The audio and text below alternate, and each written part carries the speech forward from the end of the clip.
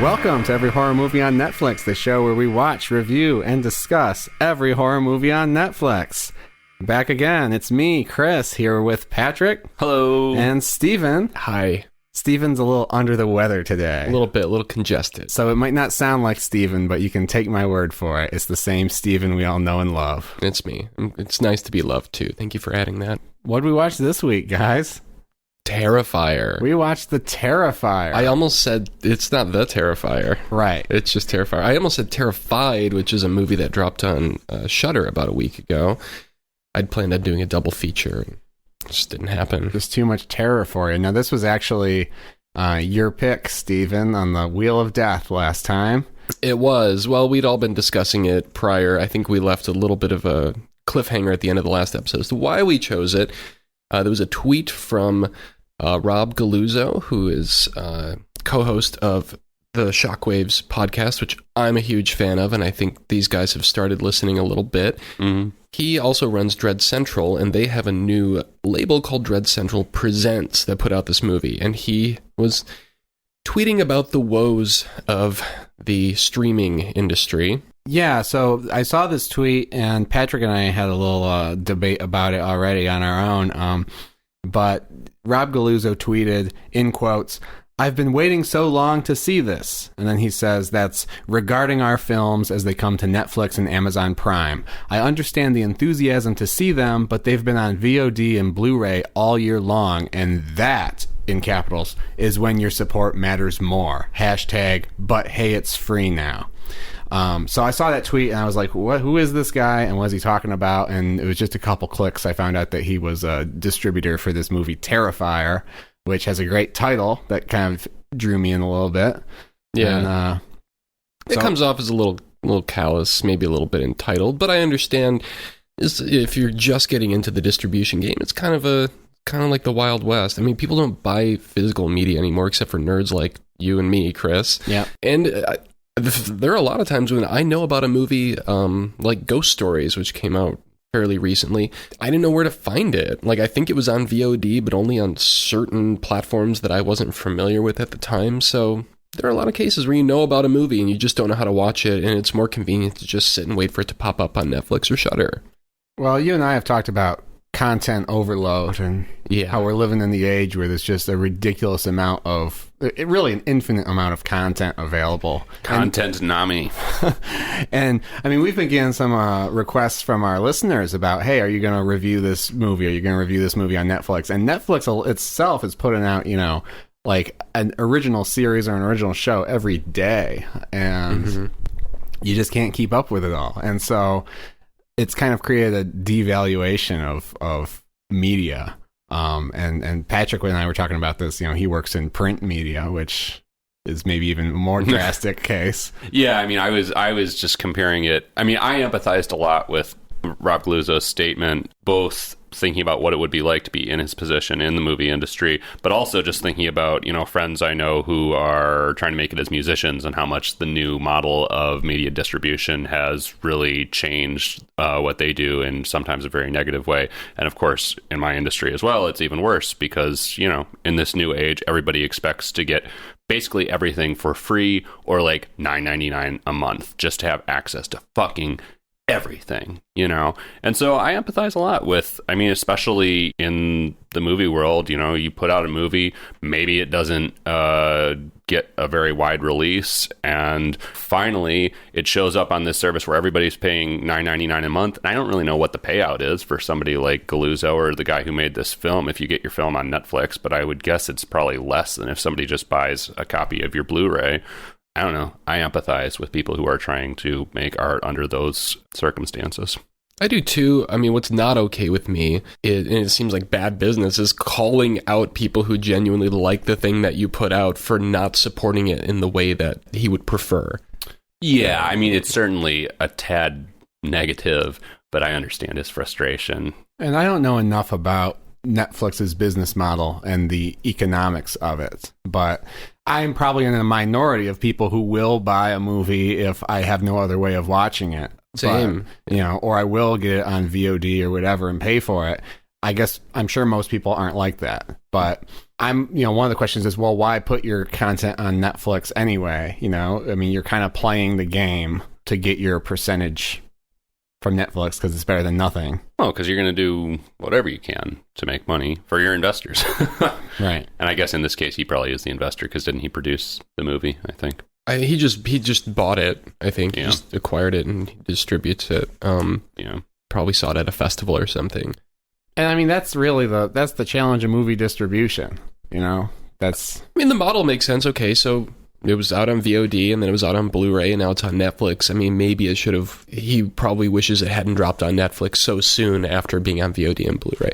Who knows? But we saw it on Netflix. What is this movie, guys? The tweet got our attention and got us interested in the movie. So I was on the fence, and then you told me about the tweet, and I was kind of I don't know. It rubbed me the wrong way, so here we are talking about Terrifier. It worked, Rob. I guess in the end, his negativity turned out to be a great marketing technique because now he's on the extremely popular podcast, Every Horror Movie on Netflix. Yeah, so. The only podcast more popular than his own. Enjoy the bump. You're welcome, Rob. So, Terrifier is a movie. Long story short, the movie is about a clown who is a slasher. And he stalks people and kills them.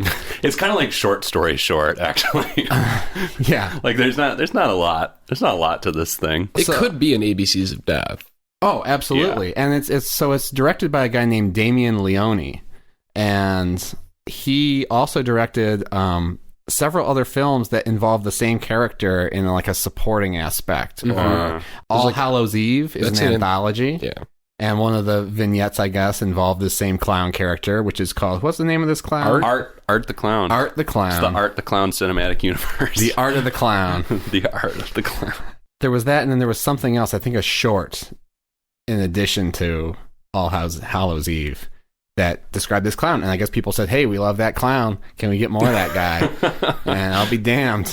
Here we have Terrifier. Can you imagine if Damien Chazelle directed this movie instead of Damien Leone? That would be amazing. With Fletcher as Art the Clown. Yeah, what's Fletcher's real name? This really should just be cut out. No, it shouldn't. J.K. Simmons. J.K. Simmons as the clown. I watched the hell out of that. Hell yeah. And really, a very basic premise. We have some women in like a derelict building, and there's the clown, and he's trying to kill some people. He's a pretty... I'm not scared of clowns. I've never understood that phenomenon. He's a pretty scary-looking clown. He has like kind of a prosthetic face mask that enhances his cheekbones, and also this like black and red makeup that he puts around his mouth and on his teeth. Yeah, which lends him a pretty disturbing look, I think. So he's black and white. You if you look up Terrifier or even see it on Netflix, you'll see the face of the clown. But he's like the world's most horrifying mime, basically. His teeth appear permanently bloodstained. He's got this just like black square painted around his face, which I thought was sort of a unique aesthetic touch, because usually a clown either has a huge grin or a huge frown painted on its face, but it's just kind of this black hole. And he's mute. Yeah, and he's mute. He never speaks. Yeah, exactly. So I read an interview with the director, and he said that basically he was trying to make this movie in a niche. He was like, well, there hasn't been just a good straight slasher. This is kind of his attempt at making a horror icon, like a Jason or something. It's like there hasn't really been a movie like this in a while. And I'm not sure, he said, if there was ever a slasher that involved like a clown. And so he's trying to play off the fear of clowns to make a slasher. And then the character is deliberately set up to contrast with Pennywise, lest we accuse him of ripping off the clown motif. Mm-hmm. So where Pennywise talks, this guy doesn't talk. Where Pennywise is colorful, this guy's black and white. Where Pennywise, I haven't seen it. That's my dirty secret. But however Pennywise fucks you up, this guy has like a bag full of like all sorts of implements he uses. That's, another contrast. Yeah, and I guess he's a very physical, very real world presence, as opposed to Pennywise being, a magical creature, basically, that can transform into anything. That makes him sound so cute. A magical creature, yeah. He's our sweet little friend. I think he's cute. Anyway. So the clown's scary. The clown looks eerie. And the movie banks a lot on you being afraid of clowns. If you're afraid of clowns, this is probably the most terrifying movie you've ever seen. It's a it will live up to its title. Yeah. Yeah. Yeah, I'm not hugely, I don't understand the clown thing much either, but this was a pretty freaky fucking clown. I mean, it hasn't like haunted my dreams or anything, but it's scarier than Pennywise. Yeah, and other than that though, I mean, there's not a lot of meat on these bones. It is, I was thinking like, I don't like slashers. I didn't grow up, I know a lot of, even people who sort of like agree that they're not, like the Friday the 13th movies are terrible, are still like fans of them because they grew up with them and Jason is iconic to them. We talked about the whole Halloween franchise, which began with a really simple bare bones slasher. I didn't connect to that either. I guess for a certain kind of person, this might be exciting to see a movie that like basically there's no motivation, there's almost no plot to speak of. It didn't do a lot for me. It is interesting what you said about the director trying to create a new slasher icon, because I'm thinking about that now, and there hasn't been one in a while. Yeah, I mean, Jigsaw is like your most recent, but he's not even really a slasher. No. That's interesting. I mean, I guess it's just a different time, but you'd think there'd still have been, some like notable slasher franchise since fucking, Jason and Halloween. Scream. Yeah. Oh, yeah. But that's so meta but and it's still, self-referential that it almost doesn't count. That's still 20 plus years ago. Right. I don't want to see a new slasher icon, especially with sort of the cultural moment that we're living in. I think it's like less, it's more disturbing and less appropriate than ever to have a character like this on the big screen. Mm-hmm. Yeah, I was just trying to like visualize what a modern like slasher icon would even look like, or sort of what you could tap into. But that's really true. It might be too close for comfort at this point. Yeah, I don't need an 80-minute movie where it's just like a man tormenting women for no reason. Yeah, just going on a murder rampage. Well, the new slasher icon is the pizza face killer. Yes. So wait for that one. Yeah, from yours truly. But yeah, so they have this character, and really that's not a lot of other artistry going on in this movie. And that was kind of disappointing for me because, like I said, I thought the design of Ted the Clown, what the hell? Art the Clown. I thought the design of Art the Clown was good and eerie, and it was interesting. Sure. But like you meet him, he's like introduced, like you see him head to toe, like standing on a street, and then there's a pretty lengthy scene where he's sitting in a pizza parlor under fluorescent lights, kind of just doing a mime routine. He's initially introduced like gearing up. It's like the Batcave scene where he's like strapping all his shit on, like when Batman's putting on the fucking utility belt or whatever in the Batman movies. Right. So you do get those glimpses. It's a little bit like the beginning of Nightmare on Elm Street, where you see him like sharpening his shit. But they don't present this creepy guy in a manner that makes him creepy. I totally agree. He's kind of just presented like the young tramp, like Charlie Chaplin. He's there. He's got his little hat. He's doing like a mime routine. He's kind of adorable early on. And again, if you're not innately scared of clowns, you're gonna be like, well, that's kind of weird, but that's it. So you would have preferred like the cinematography or editing present him in a creepier way? Yes, is what you're saying. The cinematography does nothing to make this guy scary. And we talked about Halloween. Like, Michael Myers isn't especially scary either, but the way he's introduced is pretty fucking scary. You see him like vaguely, and you see him at distance, and he seems like a menace. And this guy's just fucking chilling there under the fluorescent lights. There's no mystery to him. Yeah, we get intimate with him immediately, and it's just hard not to see him as sort of a caricature at that point. They were really proud of this clown, and they want you to see it for the whole movie, and it doesn't really add to the horror. So, I mean, it almost felt like he's the protagonist, right? Well, no, there's hard to pick out another protagonist. Yeah, that's true. I mean, the slasher kind of is the protagonist of most slasher movies, which I've never understood. Yeah, no, it doesn't make that much sense, but it's pretty true to the genre. I don't know. I mean, I feel like the pizza parlor scene makes him a more tangible threat because he's just sitting there in a fucking restaurant, and it's weird and disorienting because, I mean, plausibly, you could just write that guy off as being another weirdo on Halloween, but we know there's something more deeply wrong with him. And how nobody else can figure that out was kind of mind-boggling to me, too. I mean, I get that the two girls that we follow in the beginning were inebriated, but Still, I mean, I would want to get the fuck out of that pizza parlor if that guy was in there, whether or not I thought he might actually be a murderous maniac. Yeah. Also, their pizza took long as fuck to show up. Like, they're sitting there waiting for food and, like, talking about this clown for, like, 10 minutes.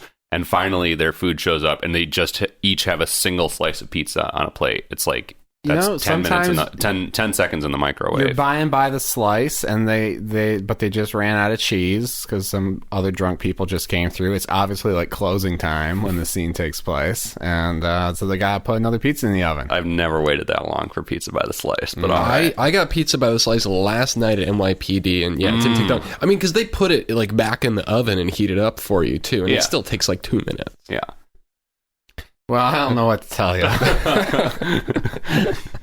Huge oversight, huge filmmaking flaw in this film. We like our pizza fast and fresh on this cast.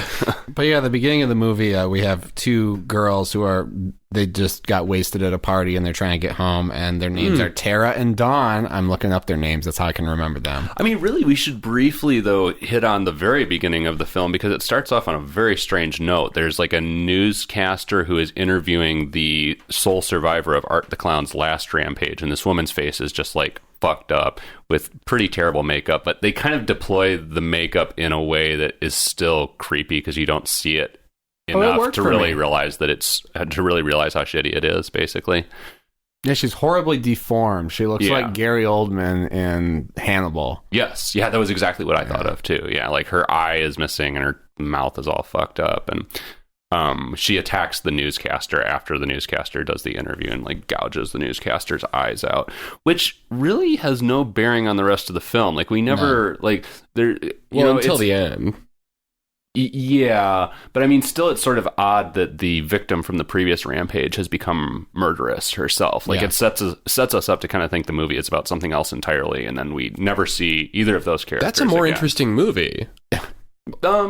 Sure, maybe. I don't know. I just thought it was odd that it literally had no bearing on the rest of the movie, other than to have, a creepy, kind of gross prologue. It sets you up to expect that the movie's going to be about shock value, and you betcha.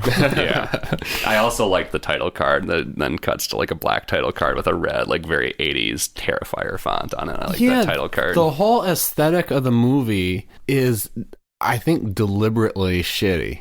Oh, it's, it's super 80s. Well, it's got like this kind of terrible Instagram filter over the whole thing, too. Yeah. It's all like high contrast, weird color tones, kind of like a faded thing. It looks like they like ran the movie through a VHS tape and like brought it back and cleaned it up digitally or something. It's almost like good. Yeah, it's almost like they wanted sort of the 80s, like very sort of like colorful or almost like Argento like thing, but they couldn't afford to make it look like that on set, so they just sort of digitally altered it after the fact. I don't know. How much do colored light bulbs really cost? Well, I mean, the color was there. It's just there are effects added after the fact to make those colors more, I would say, warm and also garish are the two words I would use to describe them. I mean, certainly that lighting, those colors were there on set, but there's definitely heavy post-production effects added here. I mean, they're going for the 80s grindhouse, B-movie sort of aesthetic. So it looks like shit, but I don't hold that against it because I think it was a deliberate choice, maybe motivated by budget, to make the movie look like shit. I wouldn't even say it looks like shit. I mean, it has I don't know. It was eye-popping. It looks like an entry in the Detroit 48-hour horror film project festival. It looks really bad. I mean, the blacks are so crushed too. I mean, it doesn't help that we're watching it like streaming on Netflix, but well, there you go. That's the argument for buying your movies on Blu-ray. I bet I would have had a totally different experience. I might give this movie a different rating if I had seen it on Blu-ray.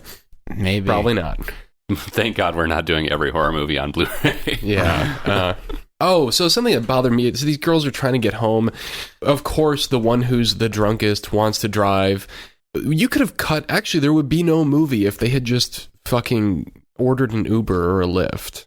Oh, yeah, I thought that many times. I was like, call a fucking Uber. Call a fucking cab. What the fuck? Yeah. Yeah, I mean, like, so the one girl who's, like, less drunk, her phone dies, but it's clear that the other girl's phone is working because she's, like, taking selfies and shit in the pizza shop. Well, they end up calling the one girl's sister for a ride, and you thought the pizza took a long time to show up. But they should have called an Uber, at least to get a good scare when they get in the Uber and the Uber driver is the Terrifier. I mean, phones have made it much harder to write a movie in general over the last decade. Like, there's so many things where you have to write around phones because phones make everything so much easier. But this was one of those things where I was just like, call an Uber, because I try and like cut some slack for that, I guess, where it's like, okay, well, I mean, I guess you have to come up with some way to, still put people in a precarious situation. But this one was just so like, come on, man. Yeah, if you're gonna include phones and you're gonna show us that they're working, we're gonna have these questions. Yeah, I like the idea of the Terrifier being an Uber driver. Yeah, and they see the thing on their phone, and they see the little picture of the Terrifier, and they're like, no, and they're trying to cancel, and it won't cancel. What's really terrifying is what he does to the bathroom in the pizza parlor. Again, just shock. Yeah. So he gets into a little confrontation with my favorite character in the film, who's the owner of the pizza place, who's like a caricature of like a New York pizza parlor owner. Yeah. And he comes over, he's like, all right, what can I get you? Hey, man, if you're not going to order anything, you got to leave. And then he ends up going into the bathroom and I guess smearing feces and blood all over the walls. That's it. Yeah, he just has explosive diarrhea. Yeah. Inexplicably. And then doesn't he write his name in the shit on the bathroom stall wall? Yeah. Yeah. Highbrow. Yeah. Is it art? And so then he kills the pizza parlor staff. Brutally. And the effects in this movie I would call it an effects driven film, I guess. This is obviously a film that's made to showcase the director's practical gore effect abilities, and it's fine. Is he a special effects guy himself? Yes. Okay. Yes. That makes so much sense.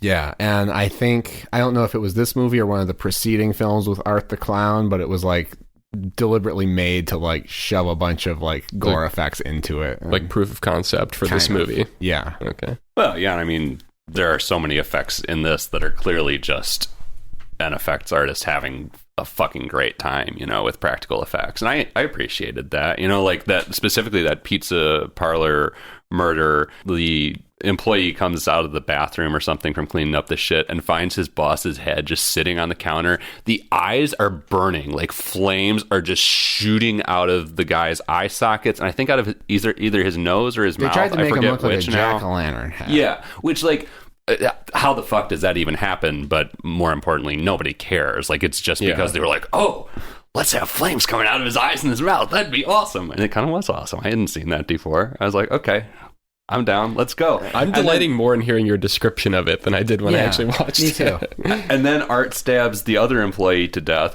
brutally, and we see his horribly mangled face, which was also realized pretty brilliantly. Like, the tongue is just kind of flopping out the side of the like destroyed mouth. I was like, okay, I'm here for this. I think this would have been a better movie if they wanted to just kind of make it about the effects more and make it about this clown that kills people in extreme and bizarre ways. Like, you have some marquee effects kills in this movie, and then there's a lot of just like, oh, someone got stabbed in the head, oh, someone got stabbed, someone got shot. And yeah, I mean, I would love to see the effects team from this work on a better movie.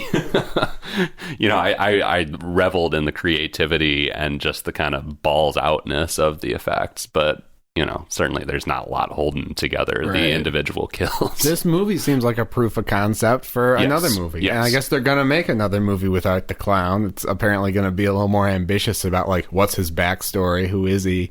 Whatever. I don't, who wants that? I don't know.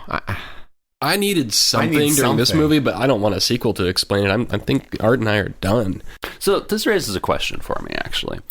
For a minute I was like, they really should have told us more about this guy. But then I was tussling with it because, last episode we did Cargo, and we were talking about, and we all, I think we've all kind of espoused this view before about zombie movies in general. We don't care where the fuck the zombie plague comes from, But then also, so like perhaps with this film, or especially with Halloween, we're also kind of in the middle about, like, do we really want to know more about this character or not? And I guess it's just kind of a general question that I don't have the answer to. Like, how much do we actually want to know about the semi-faceless antagonist in these films, you know? Well, it depends. I mean, if I care about his victims, I don't need to know anything. I didn't care about these people. I mean, the performances didn't help. This was like some community theater level acting. But if I care about the victims and I'm invested in their story, I'd prefer not to know much of anything about the killer if it's a slasher. For this, I'd like to need something. So in the situations where the antagonist is essentially the protagonist, you do want to know more. Yeah, I mean, what's his motivation? Yeah. Why is he doing this? Like, why am I spending an hour and a half watching him brutalizing these women? Yeah. I need something. I need anything to interest me. This movie, I don't think interested me at any point. No, me either. I mean, I was, I went into it with open eyes. I was curious. And obviously, the image of Art the Clown is very striking on the poster. And that's it. The first 5 minutes satisfied my curiosity, and there was nothing to cling to for the rest of it. I mean, I checked out for a large swath of this pretty short movie. I was invested just in the thrill ride, you know. I mean, it's not a great film, and there certainly aren't a lot of characters to hang your hat on. Although I will say I was kind of invested in Tara or Dawn. Who's the blonde? I forget. I think Dawn is the blonde. So Tara, then. I sort of had my chips on her as being the survivor. But yeah, I enjoyed it just as a thrill ride. I wish it had felt like a thrill ride. That sounds so much more exciting than what I watched. Okay, does anybody remember what this is about? Because I don't. I wrote, punctuality is the thief of time. Oh yeah, that's what's that? That's because they're in a apartment building ostensibly, and they meet the one lady who has a doll that thinks is her daughter. God. And you know what? It was weird because they play with that so much that after a while I started to think, is the movie trying to present this to me as an actual baby, but they just couldn't find one, so they're using a doll and expecting me to accept it? Because like the clown, that's crazy. The clown, because the clown ends up menacing the doll. Yeah, and they play it like they would if it were menacing an actual baby, like the baby from Cargo. Right. We don't need to get back into that. Guys, I cried. I was invested in this doll, and I don't appreciate the callous attitude. I needed more from the doll's perspective. Wouldn't surprise me. But yeah, I was like, is this just like a low budget thing, and it's actually supposed to be a baby? Terrifier, a whole different movie if it's from the doll's perspective. All right, so should we review it? Yeah, I'm assuming that was all off cast. Fucked up shit. Oh no, actually, I think that's semi-important. I mean, I want to talk about that woman. What is the relevance of that woman? She's sort of treated as important to the plot, and then just totally disappears. She has nothing to do with anything. For some reason, I thought she had some kind of like symbiotic relationship with Art. Me too, but it's never explained. Maybe that's going to be in the sequel. I think this movie was just all over the place. I don't remember if she lived or died, honestly. Me neither. What happens to her? Did we ever even find out? If none of us remember, I feel like maybe it's not even shown. I don't remember. I don't know. The last I remember is the clown is menacing the doll.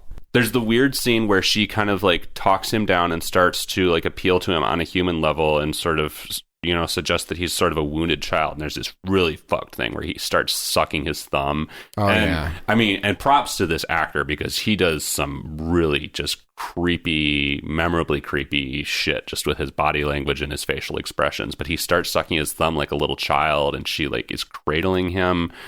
And I sort of forget what happens after that. Does anybody remember? No. Where it goes from there? I don't remember. That's not to say that it doesn't go somewhere, but it just failed to register with me. Bizarre moment, though. Bizarre character. But I was very checked out. I bring her up because she's the character that says punctuality is the thief of time. Okay. Which is a very bizarre quote. Yeah, and I don't remember the context either. Yeah, that doesn't really make any sense. No, that's why I wrote it down. I like backed up to hear it again so I could put it in my notes. And yet somehow I still didn't remember the context. Well, I think it's going to be too hard for us to talk too much more about this movie without getting into the spoilers. So shall we review it? Well, we still have to talk about that scene. Well, yeah, we gotta go to the spoiler room to talk about that scene. Oh, do we? Okay. Yeah, probably. Steven, it was your pick. It was your fault. Would you view it, cue it, or screw it? It was Rob Galuzzo's fault. I would definitely screw it.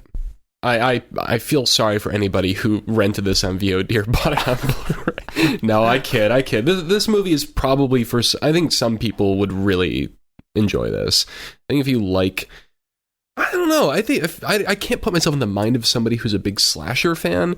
Like, I'd like to say if you really like 80s slashers, you'll like this movie, but I've seen a few of those and they were more compelling than this. I mean, the makeup's great. The actor who plays Art the Clown is clearly game. I mean, he gives a memorable performance without uttering a single word.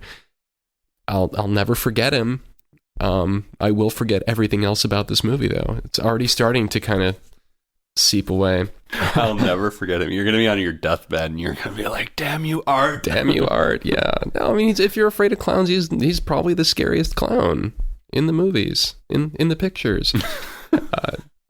But screw it. It sounded like I was veering toward a cue it for a minute there as I was thinking aloud, but definitely screw it. Yeah, I'll also say screw it, big time.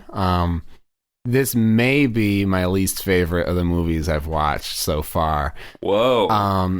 Whoa. Yeah, it's because... Do we need to go through the whole list again? No, but... I'm just thinking the shark movies.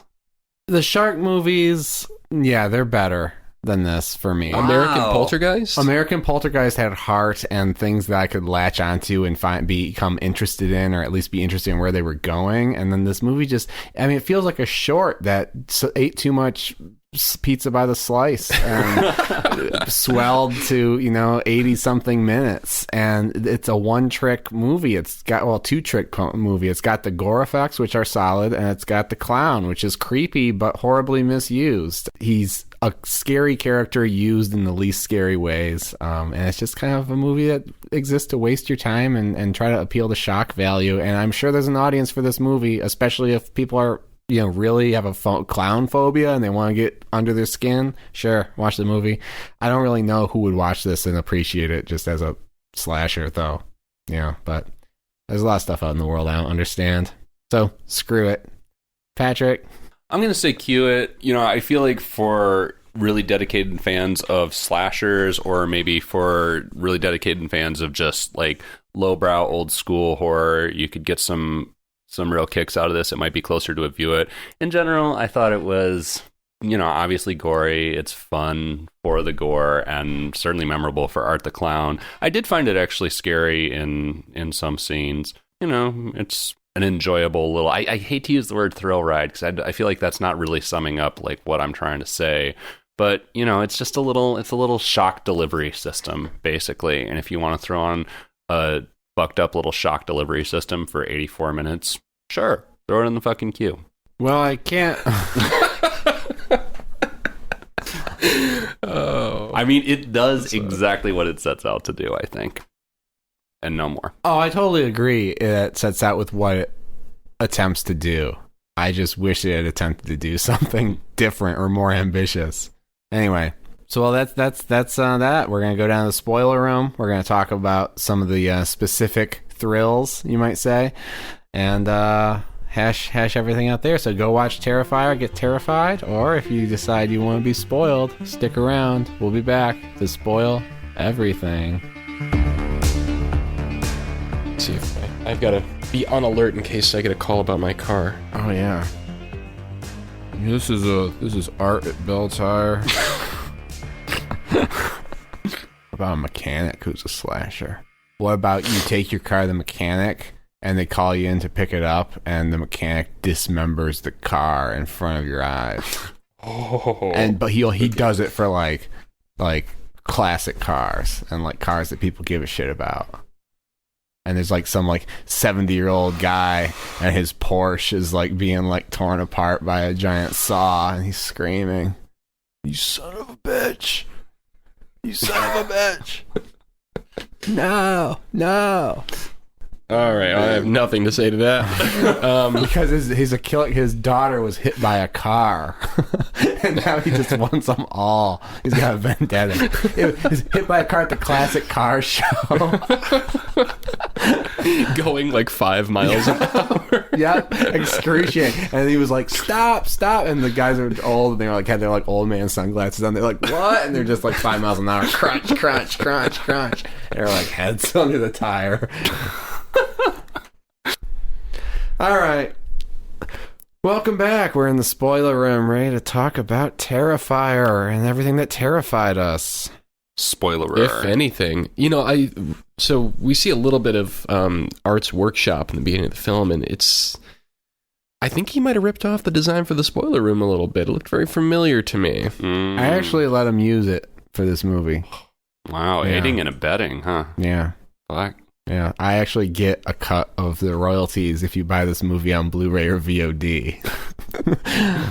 Wow. Did you wipe the flecks of vagina off the hacksaw after he finished? All right, well, we might as well get this over with. Let's talk about the scene. Segue of the year right here. Patrick, you want to tell us what happens to this poor woman? Oh, God.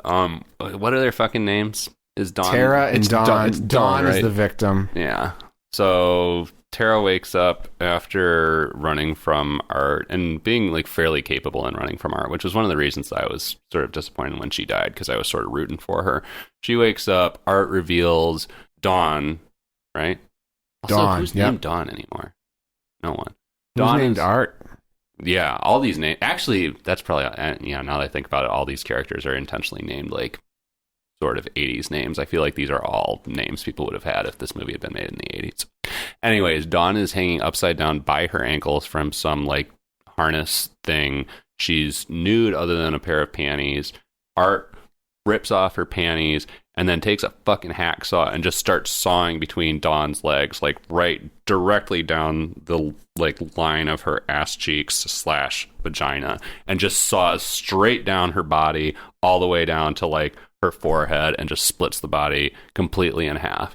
And I went on a roller coaster ride of emotions, guys, let me tell you, as this played out. Tell me. Because at first I was like, wow, that's horribly exploitative. And and Art does this really fucking fast too. Like, he is proficient with this saw. Yeah, the saw goes very quickly. It's not, can't do this in real life with a hacksaw. No. I've tried. But by the end, it turned out to just kind of be another like over-the-top gore effect, and my reaction shifted very quickly to just kind of like wow, haven't seen that before. Yeah, I was grossed out initially when he started, when he's actually sawing at her vagina. Spoiler alert, I don't have one of those, but I could still imagine that like maybe, a female seeing this movie would be more grossed out than I was. And I still felt like it felt a little cringy. And then very quickly, I just realized like, oh, this is the director pulling off a trick for us. Like, he wants to show us that he can saw a woman in two, and I felt some distance from it. Right. I think the shift in my perception of this was that at first it felt like it was intended to sexually titillate, but it turned out it read more to me in the end that the point of the scene was just to show that they could create this ridiculously over-the-top gore effect, and you couldn't have done it basically with a clothed person. Like, it would not have been as impactful a final visual. And so I think that's why my perception of it shifted from, wow, this seems really fucked up and exploitative, to, wow, look at what they did there. That's basically the reaction that you're supposed to have, I think, is, wow.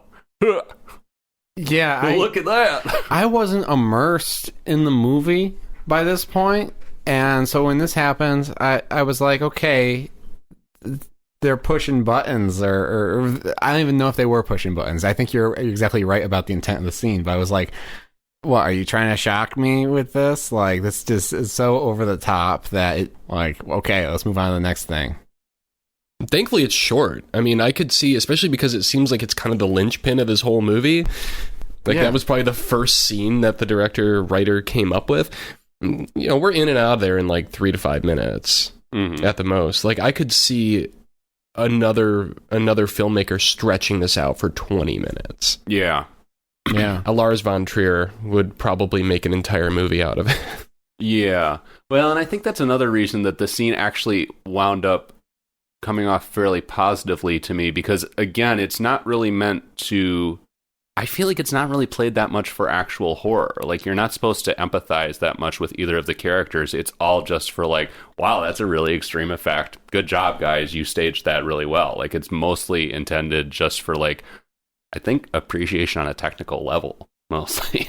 And the movie would be better off, like I said, if it had done more of these things with Art. And that was Art's gimmick. Like, Freddy comes to you in your dreams, and Art will kill you with, like, a crazy-ass gore contraption and turn your head into a jack-o'-lantern, and it'll look kind of funny and cool. But there are a lot of those moments, and almost enough for me to feel like it is kind of just a, you know, again, like I said before, a shock delivery system. Like, I will admit there are gaps that are too big between some of the shocks, but I still think there are a decent number of those moments, you know? I mean, we've talked about 3 of them already. Or I have. Sure. Now I've been the one to explicitly describe 3 of them. So you watch, guys can take a turn on the next one. You want to watch a movie with practical effects and some gore and where the guy's just a badass killing everybody? Watch Bagman. It's a 8 or 9 minute short on YouTube from the early days of YouTube. It's like really low resolution. You'll have to like... Didn't you send this to me recently? Oh, yeah. I send this to everybody. Yeah. You didn't send it to me? Oh, I'll send it to you. It's called Bagman. I was Bagman for Halloween once. It's like European teenagers made this like action short, and it's about a guy who wears a brown paper shopping bag on his head and like fights a bunch of gangsters and just dispatches all of them in like ridiculously gory and comic ways. Great film. Sounds like a hoot. Yep. Go watch that. Don't watch Terrifier. That's my recommendation. I'll say really quickly that, okay, there is some value to practical effects, and even though I think this movie is reprehensible on a very deep level, I think it's cool that, like, at least they didn't use CGI. Like, you know, there are still people practicing that craft, and this was a chance for them to show off, and they did a good job. They actually hung a woman upside down. Good for them. They could have done it with a computer, but... No, they created the fake, like, sliced in half woman, I think is the point. Yeah. Right. Not that they hung the actress upside down. Right. Anywho, that's all I had on that. So what's the fucking ending of this shit? What do we have to spoil here? Man, so the one of the spoilers is that our main 2 characters, Dawn and Tara, who are, you know, the protagonists, die... And I was like, oh, great, the movie's over. Time to do something else. Nope, you're 45 minutes in. There's still 45 minutes left to go. And we've lost the 2 protagonists. And so I'm like, what's going to happen next? Well, the sister who was supposed to come give them a ride shows up. And then she becomes the new, you know, person for Art the Clown to chase around. Art the Clown to chase around. And then in the end, you know, he kills some people who don't matter. And then he eventually, what happens to her face? He attacks her. Is he stabbing her or shooting her? He is eating her face. Eating her face. That's right. He runs her over with a truck and then I think starts to stab her. And when the police get to him, he is eating her face. Okay. One thing I did like is Art has a gun. And, you know, there's one of our heroes is like beating him with a 2x4. Pretty underutilized weapon, actually. In this movie or in general? I was making a joke about like in general. Well, that's the thing, because, you know, you notice that horror villains almost never use guns. And I don't know why that is. If it's a NRA lobbying or if it's, you know, just something that's not as visceral about a gun in our minds as a knife or a blunt object. Well, because you can, I mean, it's... As an implement of death, it's fairly swift. I don't think that makes for good drama, or at least good thrills. And it requires you to get up, or it doesn't require you to get up close necessarily, and it's a little more like game over if there's a guy with a gun after you. Like, well, I feel like often you could have the same movie, and you give the villain a knife, and it's a horror movie. You give him a gun, and it becomes like a thriller or an action movie. I don't know. It's always interested me. So I was interested when our hero's beating him with a 2x4, Art the Clown, and he like, it looks like she's about to like kill him and that's going to be the end of the movie. And he just like reaches in his pants and pulls out a gun and shoots her. It's shocking. It's shocking. And I was like, okay, Art carries a gun. Great. That's interesting. So when the police have him cornered and are trying to get him to put his hands up, he pulls out the gun and shoots himself. He shoots himself. In the mouth, in the head. He's dead. He's done. Art the Clown. So much for the franchise. Or is it? Because then we go to someone's basement that's been dressed up like a morgue, which I thought was, a nice touch. Like, obviously they had no money and they were like, well, let's do a morgue scene. And they just decided to dress up someone's basement as a morgue. And I was like, all right, I appreciate the creativity. It passes. And you have a little coroner and he's got the body bags and... A little coroner. And Art the Clown's still alive Danny in the DeVito body as bag. the coroner. He's still alive in the body bag, giving his little Well, of course he is. chocolate syrup smile in the body bag. Yeah. I mean, implausible how he could have survived it, but maybe we'll find out. Maybe it's the Curse of Thorn. He has the Mark of Thorn. The Mark of Thorn, yeah, and he'll be back in Terrifiers. Can you imagine if this follows the same trajectory as the Halloween movies? In 40 years later, when we're 70, it's going to get rebooted with the original cast? Yeah. That'd be great. The original lead? Yeah. Wow. I can't wait. Dawn's We've got a reason to live now. Dawn's gonna be in the next movie with like some stitches like going down her chest, and she's gonna be like, "I'm okay." Can't wait to still be doing this podcast in 20 years and be beating the shit out of Chris over whether or not it's Terrifier 2.0 or Terrifier 20. Yeah, where are we gonna be by 20 years from now? We might be I don't know, maybe at the letter J.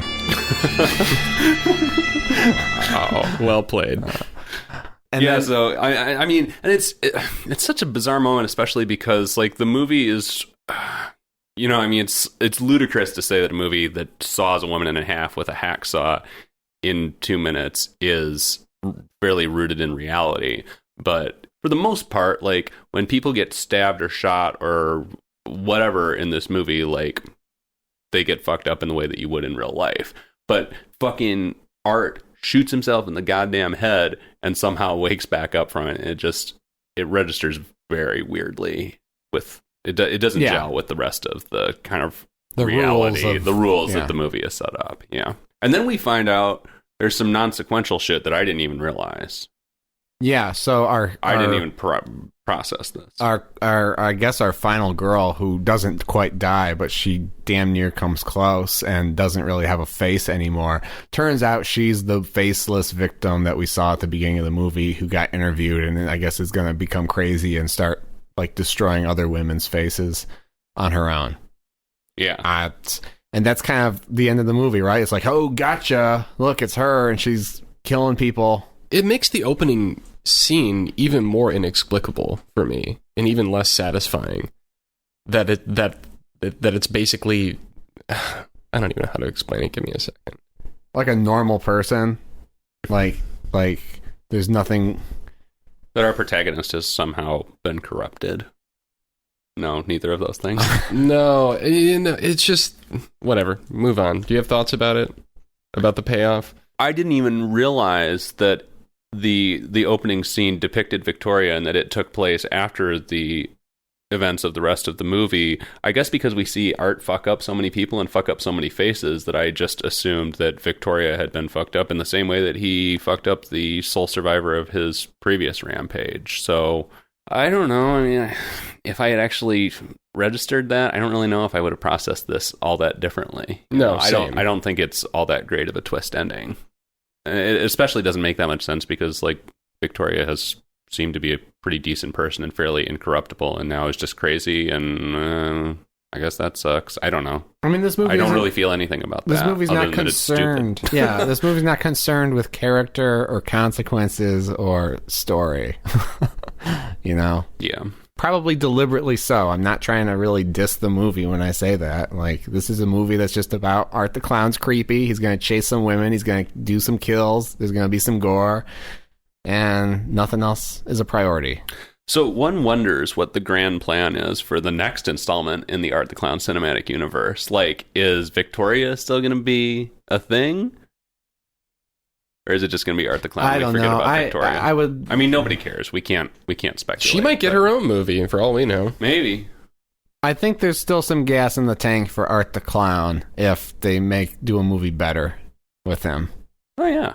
And I would love to see. I mean, I'm not saying this is the director's baby, and I'm looking forward to see what he does with it. But if they were to give Art the Clown to like someone who knew how to make a horror movie, James Wan James Wan would make an amazing Art the Clown movie. You know, And so I would like to see something like that. I think it's a fine character. It's creepy, but... You just want to see Costas Mandalore as Art the Clown. Oh my God. Costas, what are you doing these days? We should get him on the show. Costas Mandalore, of course, being the iconic actor who played the iconic character of Hoffman in Saw's which numbers? I think he goes back to Saw 2, Wow. technically. I think he's in the background in Saw 2, Wow. but at least Saw 3 through Saw 7.